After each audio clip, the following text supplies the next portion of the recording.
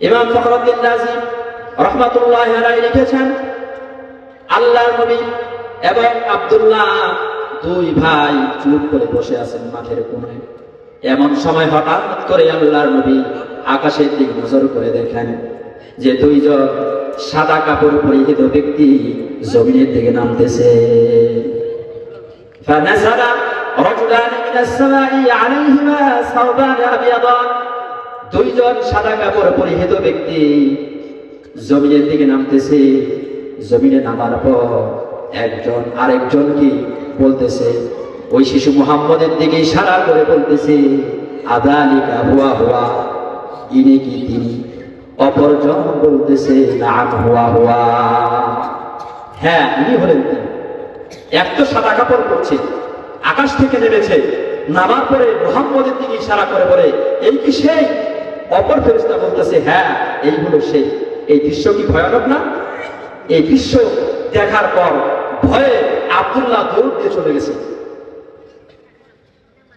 এই দিকে দুইজন সাদা কাপড় পরিহিত ব্যক্তি আল্লাহ নবীর কাছে এসে আল্লাহ নবীকে জমিনে শোয়াই দিয়েছে।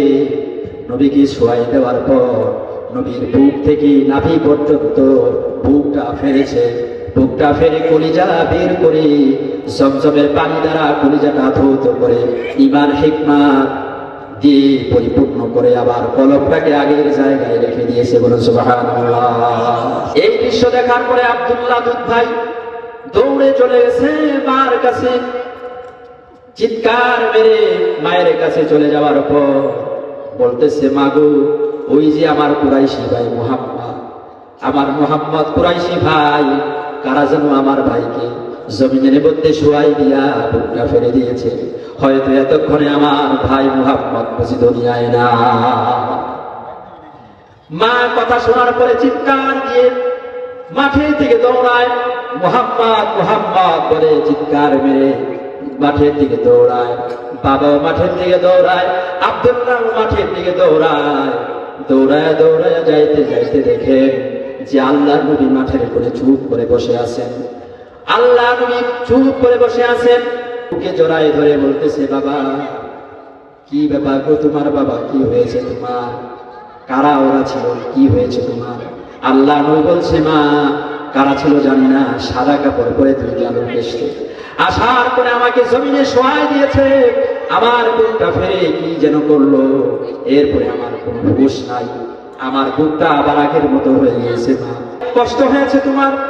আল্লাহ নবী বলছে, মা কষ্ট হয় নাই, কোনো কষ্ট আমার হয় নাই, তবে ভয় পেয়েছি প্রচুর। এবার সন্তানকে বুকের মধ্যে জড়ায় ধরে এবার হালিমা সাদিয়া রাদিয়াল্লাহু আনহা, ওই সময়ে তাওরাতের একজন আলেম, একজন হুজুর ওরাকা ইবনে নাওফাল কাছে নিয়ে গিয়েছে। ওরাকা ইবনে নাওফাল, বুখারীর হাদিসে ওরাকা ইবনে নাওফালের কথা আসছে বাবুল ওয়াহী অধ্যায়ে, ওহীর সূচনা অধ্যায়ে ওরাকা ইবনে নাওফালের কথা আসছে। তাওরাতের একজন আলেম ছিলেন। ওরাকা ইবনে নাওফালের কাছে নেওয়ার পর এবার ওরাকা ইবনে নাওফাল বলতেছে, হালিমা সাদিয়া তোমার কিসমত অনেক ভালো, এই সন্তান সাধারণ সন্তান নয়, এই সন্তানটাই একটি বিশ্ব নবী হবে। বলুন সুবহানাল্লাহ। যেই ফেরেশতা ইশারা করে বলেছে ইনি কি তিনি, সেই ফেরেশতা হলো মিকাঈল। আর যে ফেরেশতা বলছে হ্যাঁ ইনি হলেন তিনি, তিনি হচ্ছেন জিবরাইল। দুইজন ফেরেশতা এসে আল্লাহর নবীর সিনা মোবারক যা করেছে, যেন আল্লাহর নবীর দেহের ভিতরে কলবের ভিতরে কোনো হিংসা বিদ্বেষ কোনো গুনাহ যেন আল্লাহর নবীকে পাকড়াও করতে না পারে। বলুন সুবহানাল্লাহ।